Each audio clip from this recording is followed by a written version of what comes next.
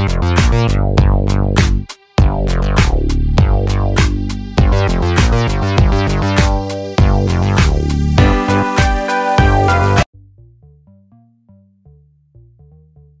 family, it is your boy Optimist Sniper.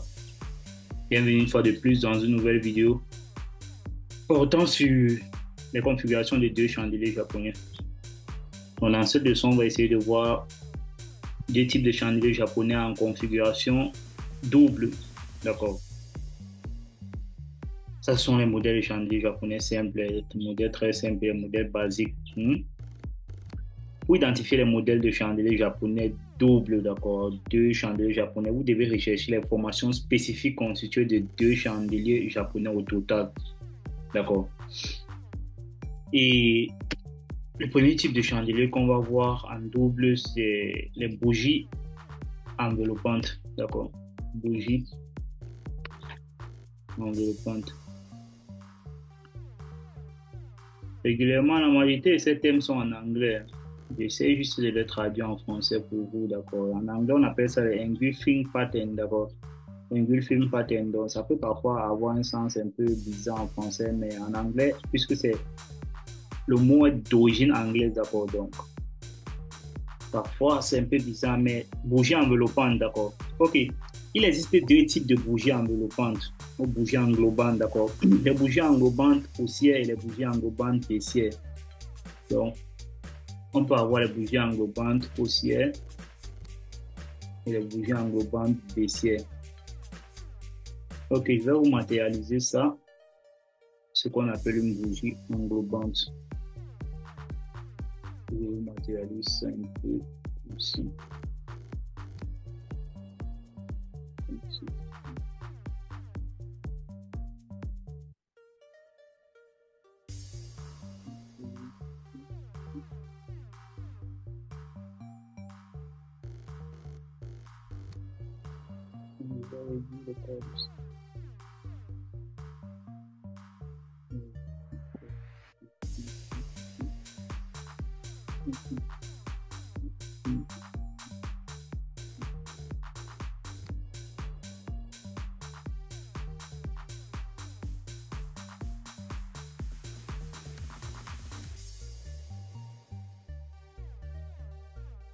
Engulfing pattern, englobante haussière et englobante baissière.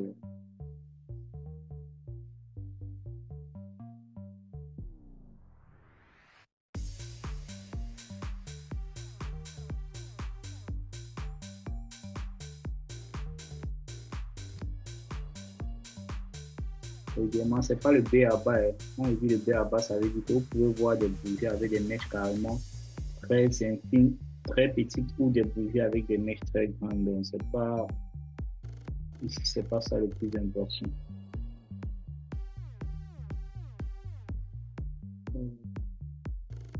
Là, on n'est pas focalisé sur la mèche.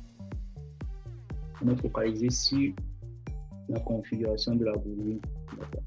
Ok, ça, c'est une bougie englobante ou enveloppante haussière, et ça, c'est une bougie enveloppante baissière. Donc, je matérialise un peu par une flèche. Ça, c'est une bougie enveloppante haussière, et ça, c'est une bougie enveloppante baissière.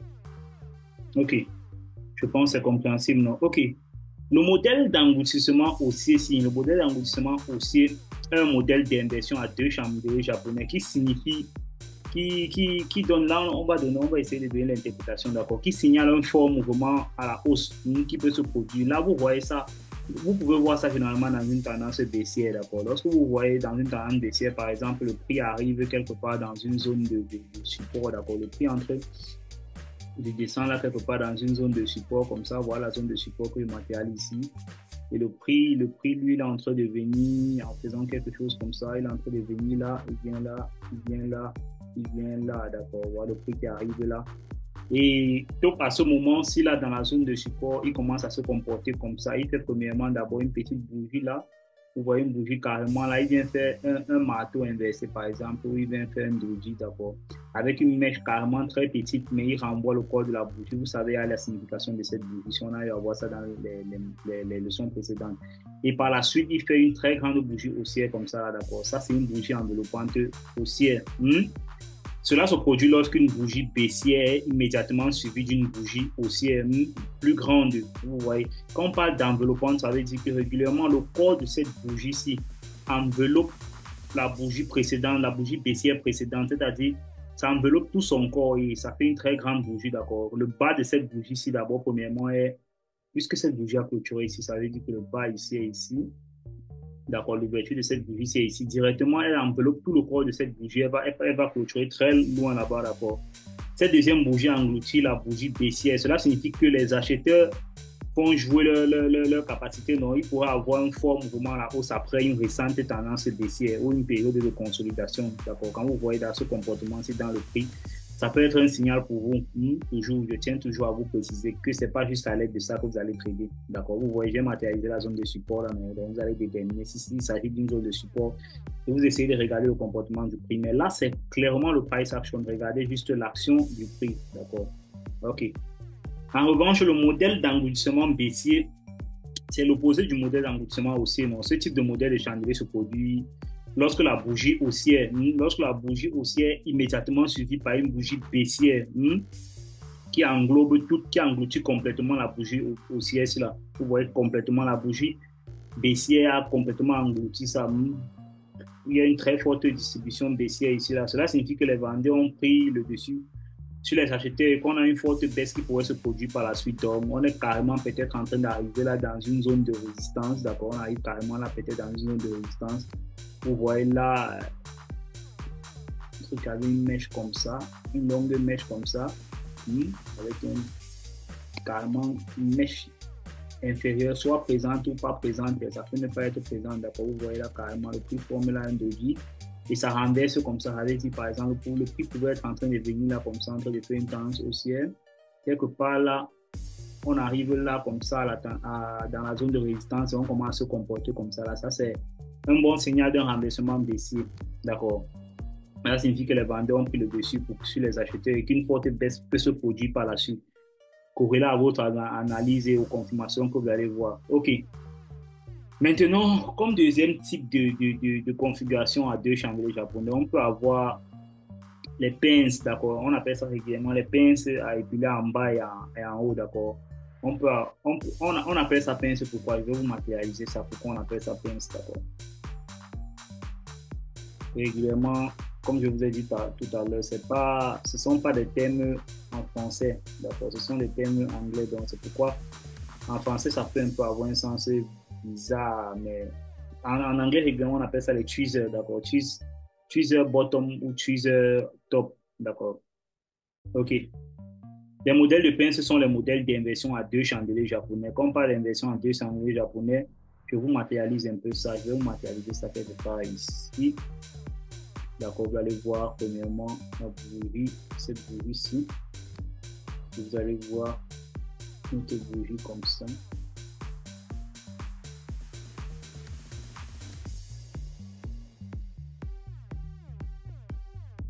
Si moi dans le corps de cette bougie ici. Ok.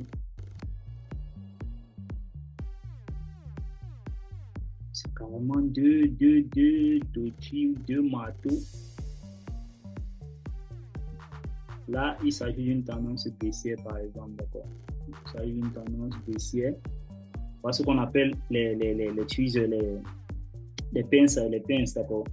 Ok. Là, clairement, on est carrément dans une zone de support ici, d'accord. Vous voyez la zone de support là. Le prix est en train de venir comme ça. Le prix est en train de descendre,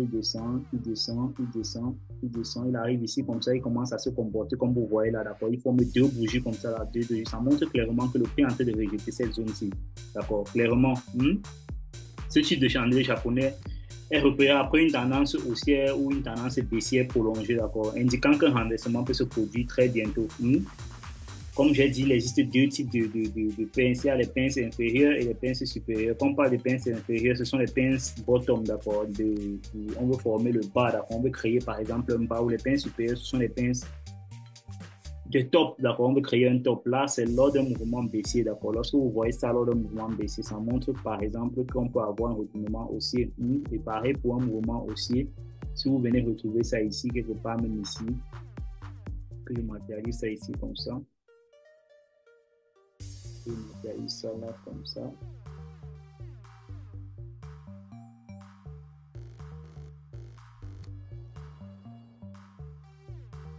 Voilà. Là, on rejette le haut. On rejette le haut. Les mèches peuvent être bien longues.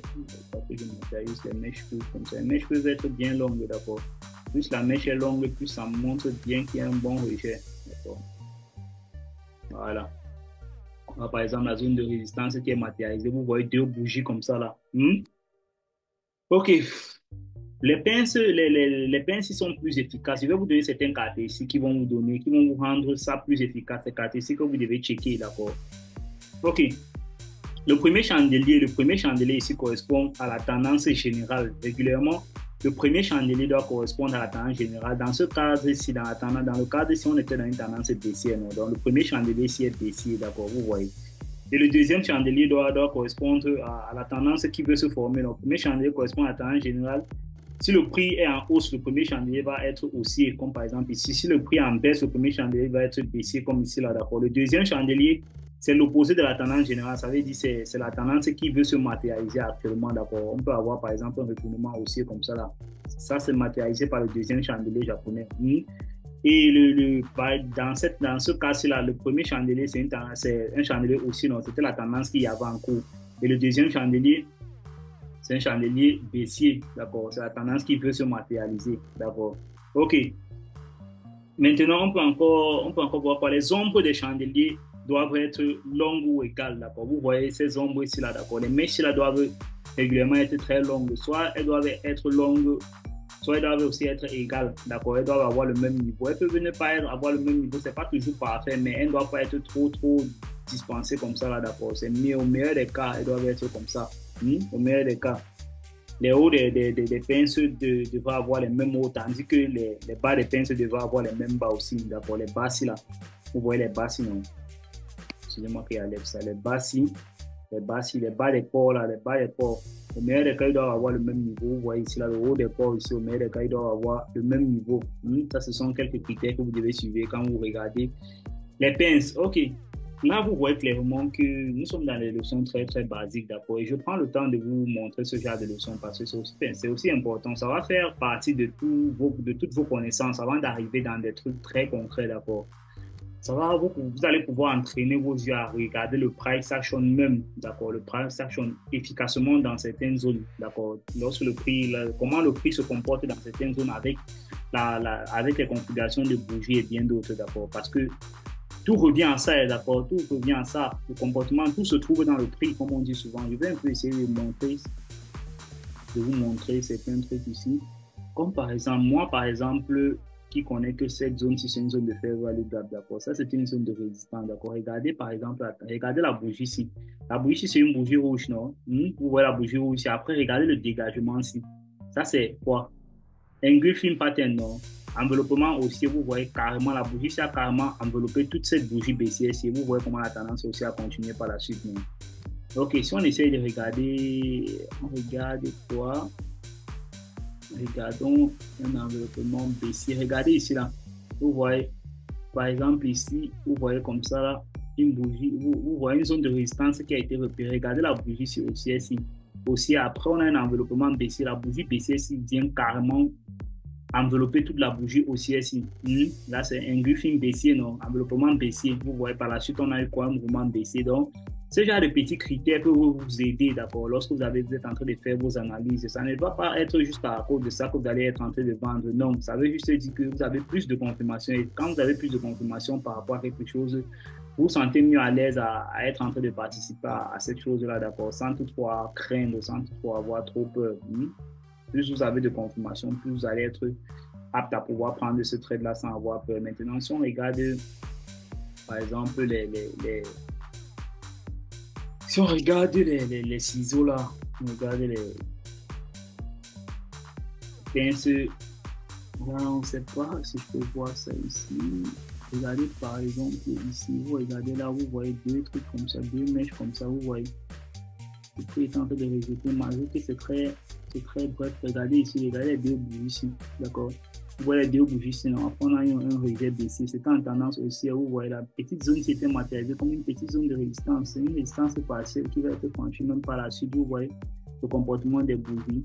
On a avoir un engulfing baissier ici, là, un enveloppement baissier.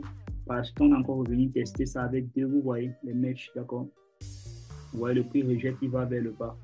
Ok, vous pouvez, et régulièrement, lorsque je vous donne ce genre d'exemple, je ne vais pas passer toute la leçon à être là en train de vous chercher les exemples. Vous avez déjà la configuration, donc entraînez vous-même à aller regarder vos propres exemples. Il serait mieux pour vous de chercher vos propres exemples et à regarder les exemples terre à terre, à ce que vos yeux ont vu, d'accord. Là, vous pourrez facilement retenir ça.